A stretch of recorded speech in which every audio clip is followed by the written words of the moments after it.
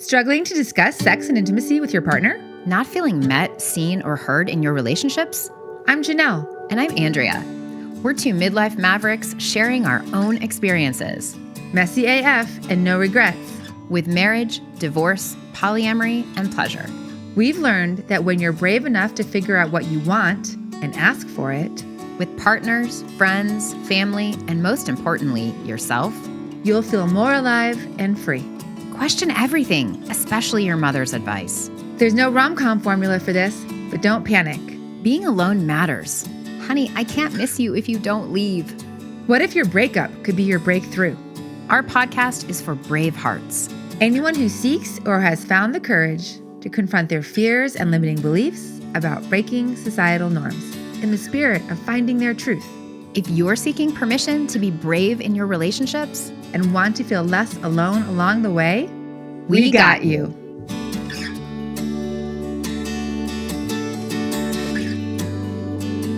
Okay, brave hearts. What I want to convey about this episode is the state of which I'm feeling right now.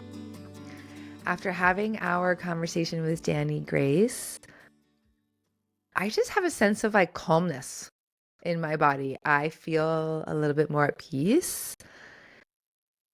I can take a deeper breath. And I don't know why that is, but that's just the feeling I have after just having had this conversation with her.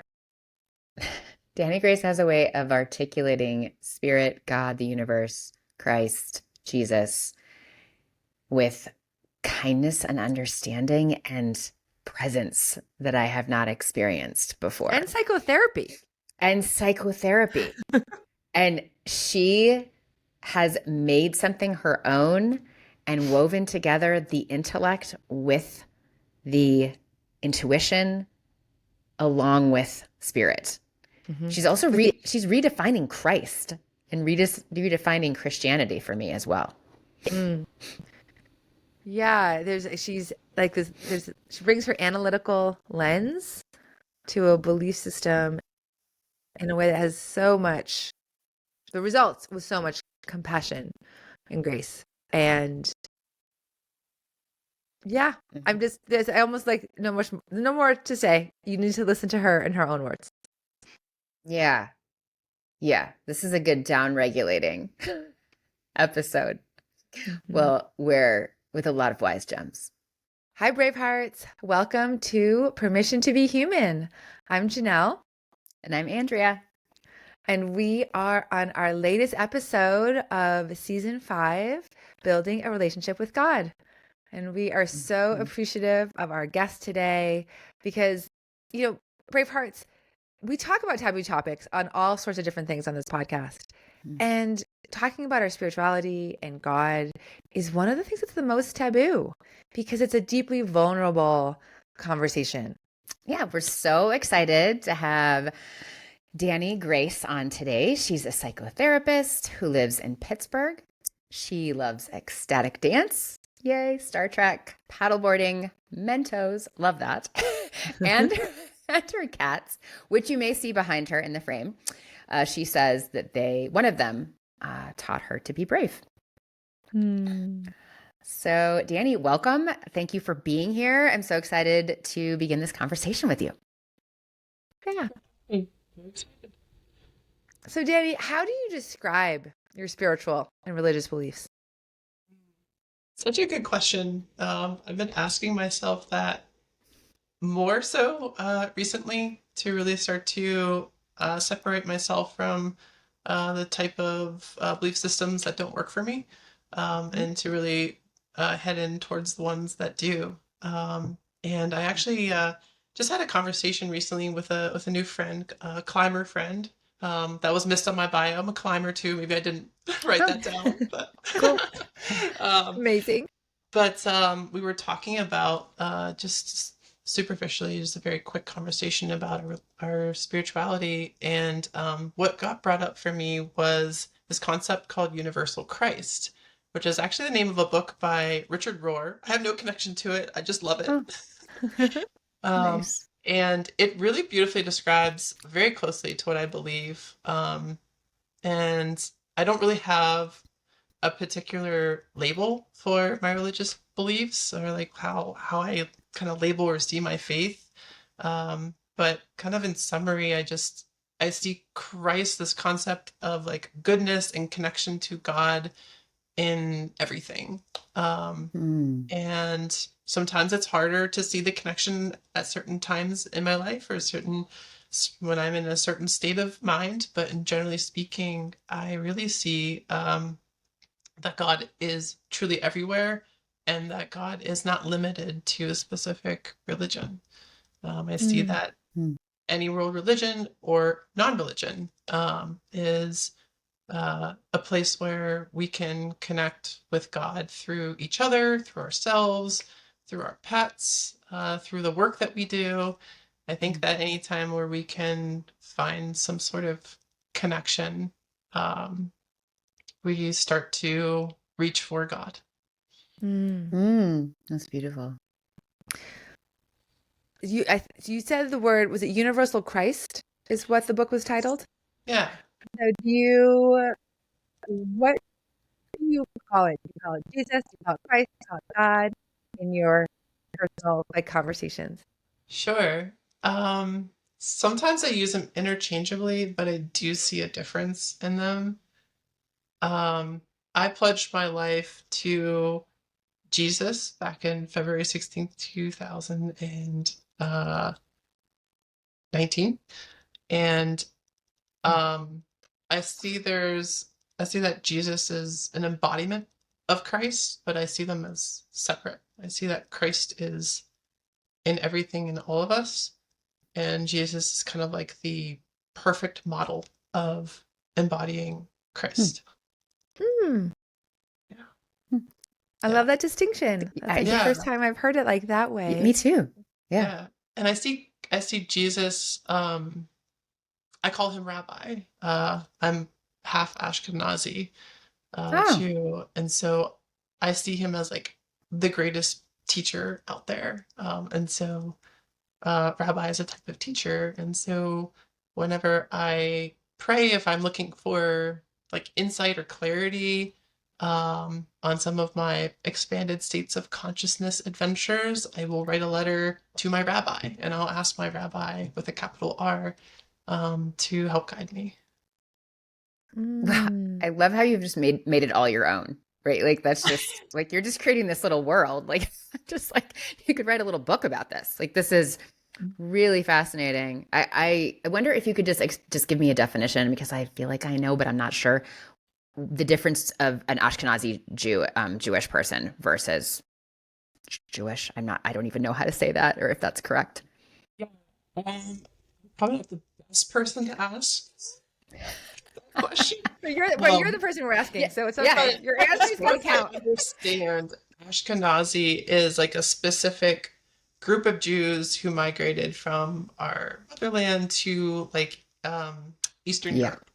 So they're more tied to Eastern Europe, the Ashkenazi My Jews. understanding, yes. Yeah, okay. Well, randomly, my neighbor has said the same thing. She goes to Poland every year, and she that's where she actually prays to her ancestors, because she's an Ashkenazi Jew.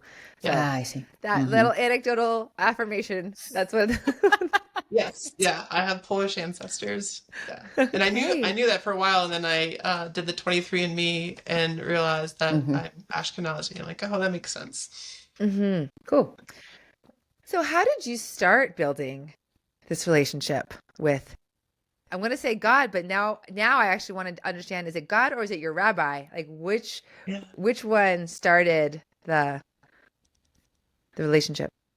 I think the answer is over time, through connection of others. I started picking up pieces of godliness, of holiness, through meeting particular people along the way. Starting in college, I went into college as an atheist, as like a really super logical, analytical kind of atheist. And it was through a relationship that kind of turned me into like an agnostic, somebody who I was open to the possibility of a higher power. Definitely not like God or Christ or Jesus or anything specifically named. And then maybe about like looking at the year here, maybe like 10 to 12 years ago, I started to meet other people who were like actual Christians going to church. And through my connection with them, like my connection with them piqued my curiosity in God, in their religion. So it wasn't necessarily Hmm. that I was interested in Christianity and therefore I sought these connections. I ran into these connections through volleyball, actually. Mhm. Um, and through that connection, through like wanting to be closer and deepening my understanding of them, I started learning more about like Christianity and Hmm. God, and realized like how powerful it of a role it plays in their lives, and realizing what it can do in my life. There's people in my life who have just been the ones to like burst my awareness open to concepts or to ideas. And what I'm hearing for you is that you met people who like somehow like deeply resonated with you, like, at a heart level, at a connection level. I think you named it was godliness in a way. Like they embodied something that had you go, oh, I want to know them better. And then in knowing them better, you're like, oh, this is maybe where this aspect of the godliness that I'm resonating with is coming from, is through their belief system. Absolutely. Yeah. Yeah. Absolutely. All relating to just the general concept of connection and how Christ is connection. Yeah, it feels like you're a living example of how community can build relationship with spirit. Yeah, absolutely. Do you consider a relationship with God different than a relationship with self? I think that all relationships with yourself is a connection with God, is relationship with God. And so I think that having a relationship with God, both things need to happen. Like if you want a relationship with God, you have to have a relationship with yourself.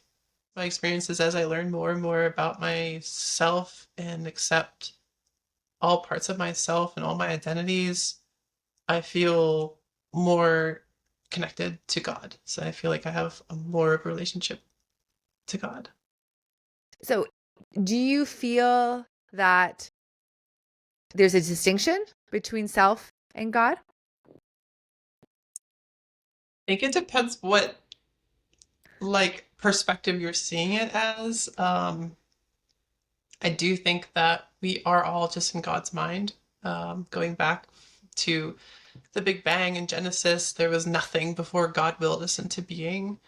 And if God is omnipresent, then I conclude with my analytical mind, like, well, then if there was nothing and then now there's all of this that we see and interact with, then we're just in like God's imagination. And so in a way, we are God. We're pieces of God's imagination, and God Mm. is living through us.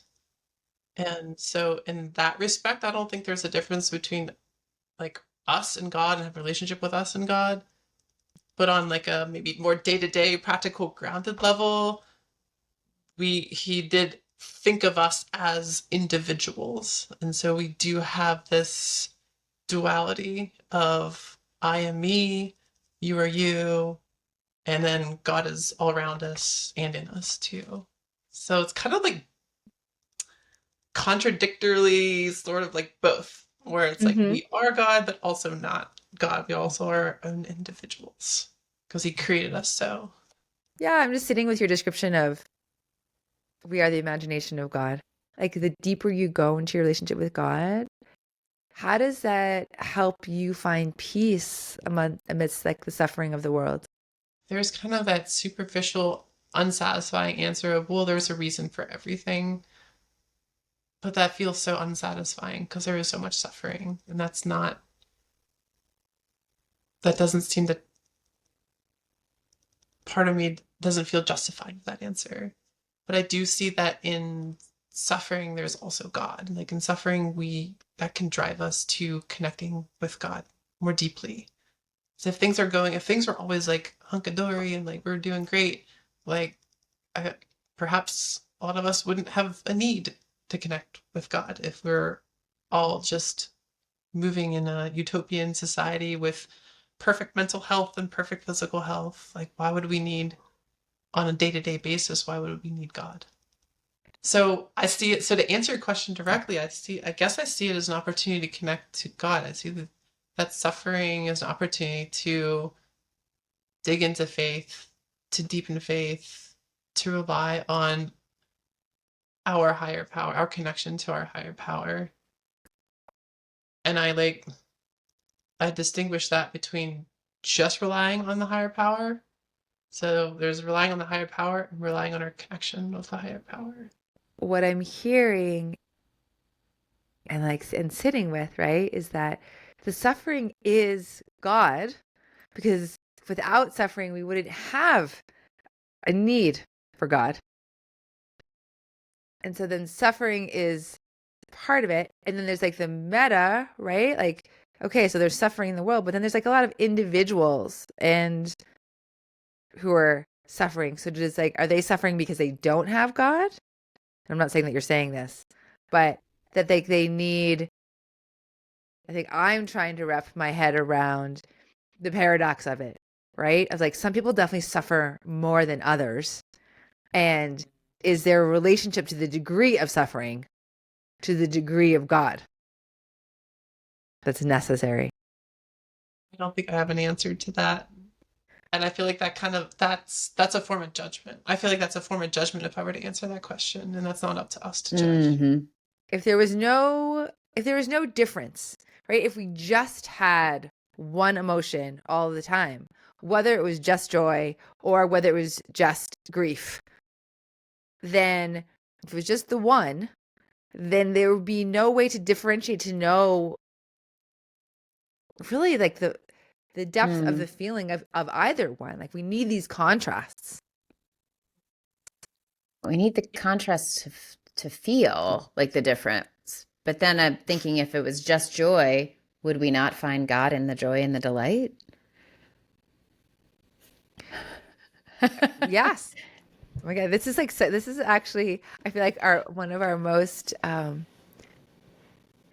just like inquisitive, like curious conversations. Like, I feel us around the coffee table, hang out on a couch, being like, okay, so this is what you think. How do I, like, and now I'm just like kind of like twirling it around in my mind, trying to bring it out into words, to like feel it in my system, to be like, okay, how does that land for me? And in the process, like, discovering my own way of thinking, right? What feels true for me too. I wonder if we can circle back. I don't know. Like, how does having a relationship with spirit help you find peace amidst the suffering in the world? And I think that you're saying it doesn't necessarily. Is that correct? I think there's peace in knowing that when there is suffering in my life, that's an opportunity that I can connect with God. Because when I am able to connect, when I'm actively able to connect with God, I mean, I am my belief, like, we're always connected with God. God's in us all the time, but sometimes we have our ego in the way, or some other. If we're going into like my profession here, there's another part of us that is resisting in some sort of way and clouding that connection. The connection's still there, but sometimes it's cloudy and we don't have clear access to that connection. And so that suffering kind of gives us an opportunity to sit with those parts that are resisting, or sit with our ego and ask it to step aside so that we can connect to our higher power. And in doing so, at least for me, that brings me a lot of joy, to when I'm successful in cutting through that suffering. So maybe it is that contrast, because it goes from feeling suffering of some sort to being able to work through my parts, work through the ego, and get into that connection with God. And then it's that sometimes aha moment, or sometimes like this nice, slow sinking in, like settling of anxiety and depression, or financial distress or whatever. And like maybe week to week realizing, oh, I'm feeling better and better and better and more connected to my divine. I'd love to go a little bit deeper into when you say like the ego and the parts, right? Because I know this is your work, and so for brave hearts who maybe don't know what it is that you're talking about, Yeah. can you describe a little bit? Because what I'm hearing is that connection to God is always there, but there's parts of self that could be clouding or judgment, and then there are tools that you have, that as a psychotherapist you work with yourself and clients with, to help clear some of the cloudiness or the judgment of some of those parts. Yeah. I'm going to reach for my book here. I'm not going to go into great depth of it, but I wanted to show like what you're asking is going into this book, which is called a psychotherapy of love, psychosynthesis in practice.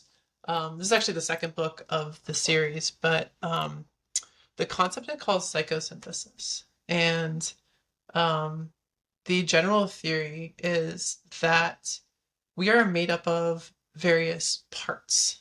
We might have, and another word for that that people might be more familiar with is like internal family systems. That's kind of like the big parts work modality that's out there that a lot of people might be familiar with. And we have all these different parts that exist because of some sort of wounding that happened to us, some sort of psychological wounding. And oftentimes that happens in childhood, where in psychosynthesis, it's when we are not seen as human, which is fitting for this podcast. Anytime we are seen as an object rather than a human, then that creates some sort of psychological wounding in us, which can create various parts to help protect us from further wounding. So if we are like I was a very, very sensitive individual in childhood, and I was told, don't be so sensitive. Um, and so there was a kind of a manager part that rose up to be kind of emotionless and just focus on practical achievement based things. And that protected me against further wounding in that sort, further wounding of like, you're too sensitive. Well, okay, then we'll just disconnect from our body and our emotions completely. Um, and that's a part that can like block this connection to God.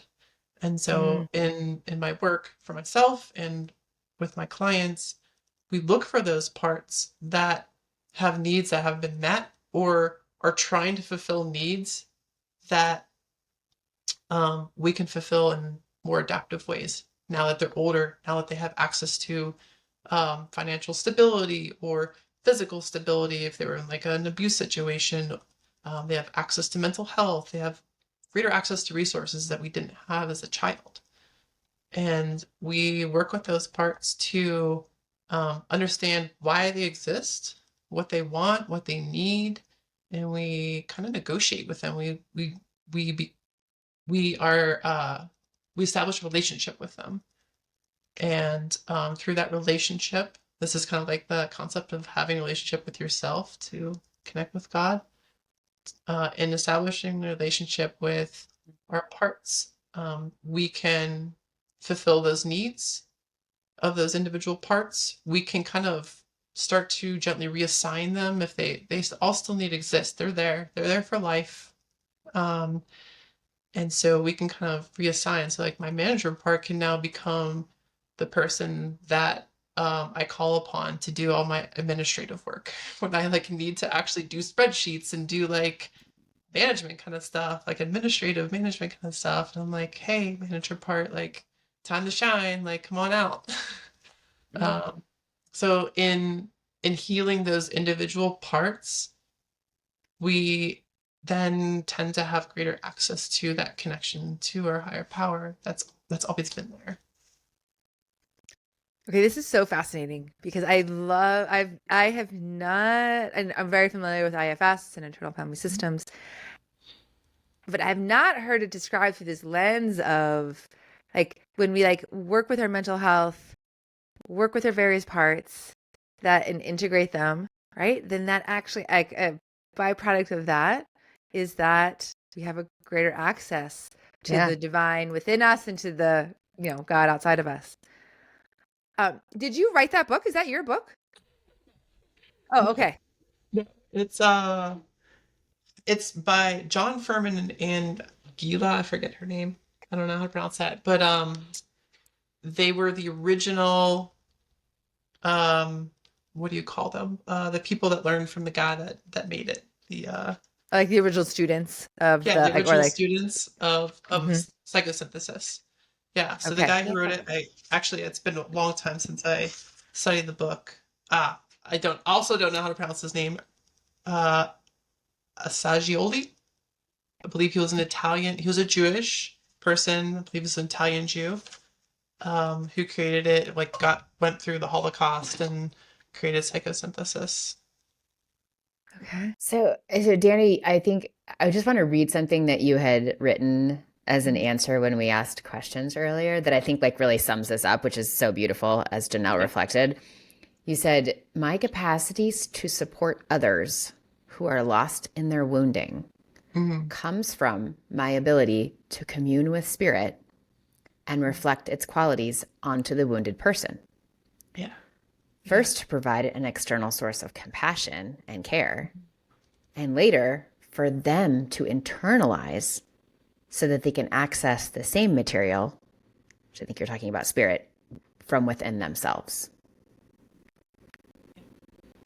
Yeah, beautiful. I think that's what Jesus did. Like he had I mean, he was God, but he was son of God. Like he had a very direct connection to God, and so he reflected God's grace and compassion and never-ending love onto his disciples until they could internalize that love and compassion onto themselves and show themselves that love and compassion. Mm. Mm. Janelle, I think you do this also. I feel it as, for me, it's like the Christ consciousness, right? It's a state of being. And I think that, Danny, I would relate this whole part of the conversation to, oh, you're finding the godliness in someone of, oh, they're just reflecting grace, love, and compassion. Yeah, yeah. To go off what you said, Janelle, like I think that's a great way to put like we can't exist in this state 24/7. We're not like Mm. kind of going back to something I said earlier, like Jesus was the epitome, like the perfect model of Christ. So he could exist in that state 24/7, and he did. Whereas us mere mortals here cannot. But as we work on our parts, more and more we have greater ability to get into that state of being, that ability to like to show a ton of grace and a ton of compassion more and longer. And it's when those parts, like if I was over identified and meshed with my manager part does not have empathy. It has no empathy, no love. Like it is strictly there to control and to achieve. And so if I was over identified with that part, I wouldn't be able to reflect grace and compassion to other people. I wouldn't be able to hold space for other people. And sometimes I do get in my head and like get into that manager must do, must achieve mode. And then I can't hold space for other people. I'm curious, how does your relationship with God impact your other relationships? As I have internalized God's love into myself, that newer relationships have popped up, that there's that opportunity to become deeper and more meaningful. So the word authentic just popped in my head. I think that it allows me to be my authentic self in relation to others, which feels the most real, feels the most called upon by God to be that authentic part. Mm-hmm. Um, and I also actively like reflect on there's the I don't know if it still goes on, but we had like the what would Jesus do bracelets, a long time ago. I Yeah. don't know if that's still a Yeah. thing. But it's like it's such a seemingly simple concept, but it's really impactful for me. So like if I'm in a situation where a part or my ego or something is trying to do something selfish or being hurt itself, I try to ask that question of like, what would Jesus do? What would a Christ-centered person do in this situation? How would they respond? How would they feel? Am I capable of doing that in this moment? And if not, what's blocking me? What do I need to do to be able to get back into that state? Or is there maybe like a true need of mine that's being violated? Because there is that, coming back, there is that duality. We aren't God. Like we are a part of God, but we are our own individual too, that have our own needs. So maybe there's a need that's actually being violated, a true need that I need to protect myself. Wow. I just want to say something about these bracelets, right? Like such a piece of, I don't know, pop culture in the 80s, the 90s. I mean, it definitely was a thing. But of course, I'm remembering how, like, I was judging it, right? I was just like, oh, that's all super Christian, right? Like, I didn't know, right? I was just like, oh, this is a way of like materializing your spirituality. But now I'm just like, oh, that's a great idea. Like, it's like a new lens. I'm just like, this is really just because really, I just said on when I was interviewed about this, on the last couple of podcasts, that one of the things I do want to emulate about Jesus is being kind, right? Like kindness, right? How can we bring more kindness into the world, right? Like that's always something I want to emulate. And so having a "what would Jesus do" on my wrist doesn't sound like a bad idea, right? Like when you're for you, the manager part, right? For me, the ego, the get shit done part, right? Starts to take over. Pausing and asking that seems like a beautiful idea. So Takes awareness too, to understand that you are in that situation of maybe diverting from what a Christ-centered um, behavior or state of being would be. And that's part of mm-hmm. like my work too with my clients and myself is like becoming aware in the moment rather than, oh shoot, Yes. last week I did this thing and I Yeah. was stuck in it for 3 days straight. Right. To cut down that Yeah, time, become more aware of it and be able to do Fast something in the track. moment. that's what I'm hearing, is that the skill in that isn't so much can you remember to be in grace and compassion. The skill is how quickly can you become aware that you're not in grace, Yeah. compassion, or kindness. Yeah, because we are imperfect, so it's inevitable that we're going to deviate from that. It's inevitable that we're going to become more identified with the manager part or a firefighter in IFS, whatever. And so it's that awareness of when we are deviating. That's really powerful. Mm-hmm. And I think there is that moment of discernment that I believe probably came for me 10 or 15 years ago where I was like, oh, I was just like, I was a good person, but I was more judgy, right? In my 20s. Like, there was just more of that happening. And then at some point, that became the anomaly, right? And so now it's easy to pick out because it stands out because most of the time I feel like I am being kind and non-judgmental. But then something will come up and I'm just like, oh, that doesn't belong, right? That doesn't feel good. It doesn't feel the same. And then, you take a look at it and say, oh, what's going on here? Like, where am I coming from? Where's my ego? What's here for me? How can I reflect and learn? Mm-hmm. And so in terms of other relationships, right, you described in the arc of your life, right, that you were atheist and then agnostic, and now and you have this what you've just described as your faith in God and Christ. How has that impacted your other relationships today? Like your friends, not your clients per se.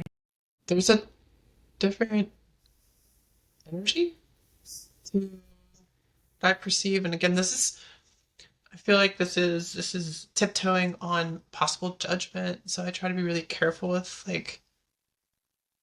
this, but I try to seek people who are truly in their authenticity, which I see is very related, maybe the exact same thing as their light. within. Mhm. And there's, at least my nervous system picks up on when people are enmeshed or identified with a particular part that's wounded versus somebody who can access more of their authentic self, of their in psychosynthesis, that would be like non-wounded part, Mhm. which technically like doesn't exist. We are wounded, we'll always be wounded. We can heal some wounds, the scars will still be there, they still affect us. So I don't think that there is like truly like 100% pure authentic us necessarily.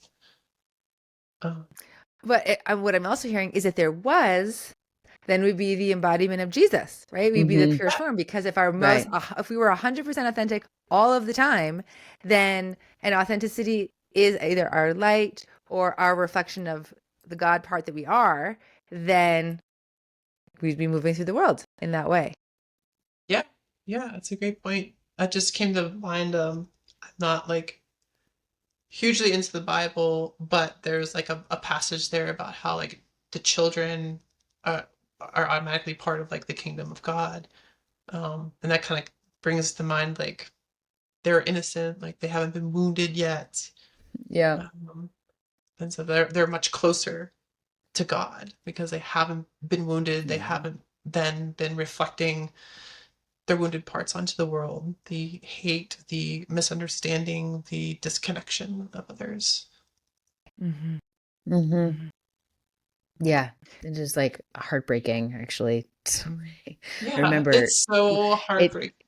Yeah. I remember like looking down at my daughter when I was changing her diaper, like, 16 years ago, and just thinking, oh, like her skin is like so untouched, right? It's unstained, right? Like it's not, it hasn't been burned, and that as a metaphor for the rest of her, right? Like she hasn't been hurt, she hasn't been disappointed, and just just the loss of that as someone grows is just a little bit heartbreaking. And it also yet feels like that is the human experience. Yep. Because there's no one who actually gets to like bypass Nope. any of that. Right. Right. So it's like, oh, if we like raised our hand to be human, then we raised our hand to be wounded. Yeah. And then to go on the journey of like integrating the wounded parts so that we could remember that we're actually parts of God to begin with. It's really, it's kind of a fucked up game that we have created for ourselves here. Seriously, wow. I don't know. That's kind of grim. Dani, how would you suggest someone find their deepest belief or spiritual path? Slow down. That's the first thing that came to mind. Slow down. Find stillness. And then stillness, that's when we can connect with God the best. That's when, and it's so uncomfortable to be still in this society. Yeah, all the things come up in stillness. We're really good at distracting ourselves from authenticity, from the wounds that we are just trying to push aside, suppress, ignore, whatever. And so I think that healing comes in stillness. And Beautiful. sometimes it's so hard to find stillness in our culture, in our society, and sometimes like in my work with my clients, sometimes the only stillness they find is that 53 minutes they're with me once a week or once every other week, and then they're right back into the rat race, which is sad that we have to operate that way. Do you have any rituals or practices in your life that help you be in stillness or anything else related to your relationship to God? I struggle with stillness too. I have a couple. Yeah, there's like a few surfacing. First one is this concept of connection with others, like um really feel I really feel that connection when I'm hanging out with my friends and like making very intentional intentional conversation, intentional space for each other, Mm-hmm. and inviting a little bit of stillness, like slowing down conversation a little bit, inviting some pauses, Mm-hmm. deliberating on what we're feeling in the moment. I feel like that's very helpful.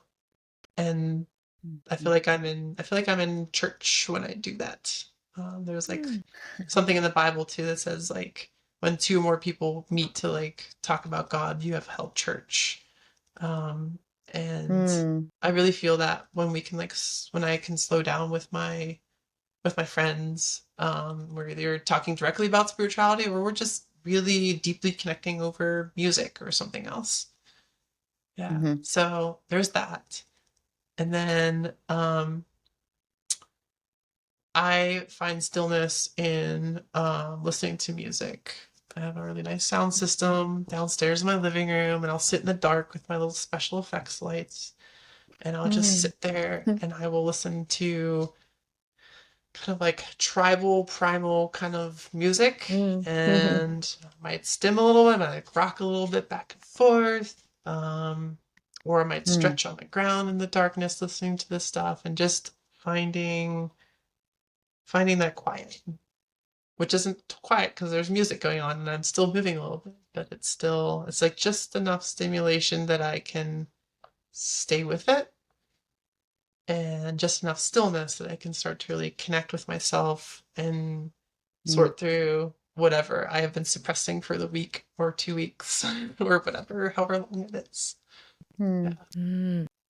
I love that. I'm gonna try Do you that. find that, yeah, with like that practice that you just described, which is like a slight, almost like moving meditation, right? But there's an intent. I hear you like you've created the space, set an intention, and then like dedicated an uninterrupted amount of time to allow whatever is inside of you to come out of you, Mm-hmm. right? Or to like show itself.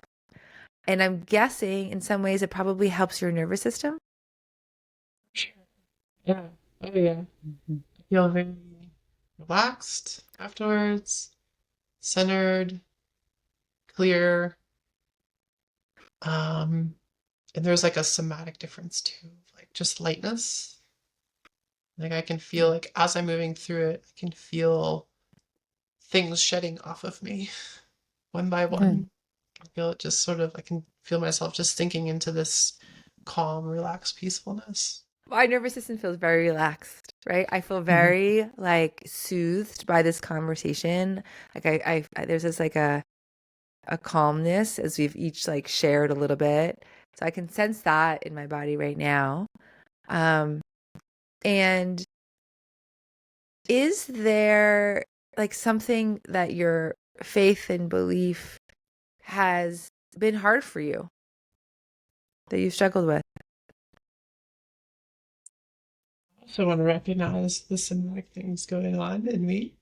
Mm. I also feel I have, like, when you said that, I checked in with myself too, and I've been feeling more relaxed as this recording has gone forward. Was definitely nervous at first. I can feel that physical like softening that I feel during that practice I mentioned, being in your two presences and talking about connection and spirituality. That alone just kind of like feels very comforting.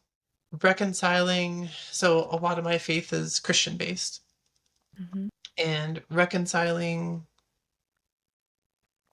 my connection to Christianity with how Christianity is being used today does not resonate with my beliefs, my identities, um, and borderline judging. Like I don't understand what is happening with how Christianity is being used in our country right now, how that aligns with Christ, with this concept of sitting down with everybody, the sinners, the lepers, everyone, and just accepting everybody as is and figuring out a way to coexist. I don't see that happening. I don't understand how that is what's happening is Christ-like. Mm. And so that's really pushed me, because I did used to consider myself a Christian, and I technically meet the definition of Christianity. I forget the tenets of Christianity is like believing that Christ is the Son of God and that he absolves us of our sins and that sort of thing. So like technically, I think I still technically meet those definitions. And it I can't associate with that word anymore. Mm. Yeah. So that's been really difficult because I love Jesus. Jesus saved my life back in 2019, and he still continues to teach me. And so it's really hard to navigate a religion where Jesus is the center of it, but then be excluded from that religion. Mm. Mhm. So you've mentioned before earlier in the recording that like I've made it my own. You said something to the effect of like that I really made it my own. I had to reconcile how I experience God and Jesus and what the masses seem to see Jesus as Mm. in the religion. So yeah, it's been really difficult. And it's been And difficult. It's also been difficult seeing like a lot of the people that I hang out with, that I associate with, are very directly injured by how Christianity is being executed today, and seeing that turn them off even more and more and more to even the possibility that Jesus has something to teach them. Mm. And I feel like I'm kind of stuck in between two worlds with that. That's been very difficult to reconcile. Can you just explain that so beautifully and really open my eyes to something that I hadn't really like pinpointed, is that like there it can be a difference between Christ and Christian. Like it's like Christ, this universal Christ, right? Or this Christ consciousness would be one way like what I'm hearing, right? Is it's like the pure form of it. And then the term Christian is coming through a human lens. Mhm. And that's the imperfect humans who are then turning Christianity against the ideal of the Christ consciousness and the universal Christ in some ways. Yeah. Yeah, you so really, really you've claimed it and made it your own, because there is so much in life. We can take anything and make it our own and make it and change it and shape it and twist it and still call it the same thing. Mm-hmm. That's true of anything, from love and marriage and parenthood, and yet, um, by being, I think, just by defining things so clearly and distinctly for yourself, you are just, claiming it and making it your own. Mm-hmm. I'm doing the same thing that some other Christians are doing in this country right now, but I'm putting it through my human lens, interpreting how I experience and Mm. see Christ. So I'm doing the same they're Mhm. doing. I'm just reaching a different conclusion. Yeah, I think I'm also just impressed with your bravery, because I think it would be easy to just be like, well, fuck Christianity. They're not supporting me. Like, I'm just going to do something different, right? But you're finding the good in it. It's reminding me, I had an experience this week. I shared about what I'm doing, like, my life with a whole bunch of friends and family from a long time ago. And I had someone respond saying that they were going to pray for my soul because they felt that I was lost. And we ended up having this really interesting conversation, or at least I had it with myself to some degree, of recognizing And he had taught me this already years ago, where he's someone who really believes in guns to feel safe. And I really felt safe without guns. But what our friendship taught me was that we both actually had safety at the center of our decision making. It just expressed totally differently.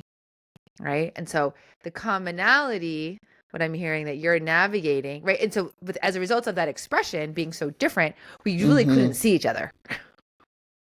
Right. So it took an effort to get to the top of like, oh, there's something here, but I have to find the grace and the compassion to say, I see we have the same thing at the center, even though I cannot meet you there. Right. I didn't know that was the guns person too. Yeah. That came crazy. Down to the thread. And so, yeah, what I'm hearing, right, is that like, yes, like you and me and Andrea and those who are identifying as Christians or Catholics, right, have this like thing at the center that is probably the same, but then depending on how quickly from there it gets interpreted, and then when it gets down to the human level its fullest form, it can be like, oh, I don't even recognize it here in you, even though, and that's sad, and that's like heartbreaking, and yet it's my work to be like, okay, but can I remember to go back to the top and see where we have in common, even though and this is why it's just so hard for what you're doing. Like the judgment against me as an individual feels so painful. Yeah. Yeah. Whew. Okay, Bravehearts, let's take a deep breath after that part of the conversation, because I know there are a lot of us who are getting judged. Yeah. For being our authentic version of ourselves. Yeah. And yet being the authentic version of ourselves, as Dani has so beautifully described, is this godlike expression. And more of that, the more we bring that into the world, the more love we bring into the world. That's, Dani, what I heard and took away from our conversation. And I'm so, so grateful to you for everything that you shared today. You spoke to so eloquently through this lens of psychotherapy. Really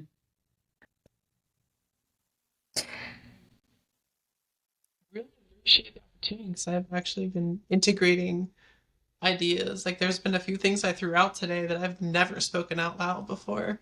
So it's been really helpful for me too, and really appreciate you helping me come to some more conclusions of my own. Yeah. And Dani, if someone wanted to work with you as a psychotherapist, how could they find you? They can find me on my website. It is sacredlightjourneys.life. But unfortunately, because of our laws, you have to be in Pennsylvania for that to happen. But we can do coaching services for cash pay. Nice. Thank you for also letting us know about our insurance and licensure roles. Yeah. Totally. I get it. Okay. Thank you again, Dani. And thank you, Bravehearts, for listening to this very touching and poignant episode of Finding Relationship with Spirit. And we love you. We'll see you next time. Bye-bye. We love you. Hey, Bravehearts, looking for permission? Work with us. We offer Braveheart coaching. Follow us on Instagram. Meet us in real life at a Braveheart conversation. Subscribe to our newsletter. Do all this and more at our website, permissiontobehuman.live.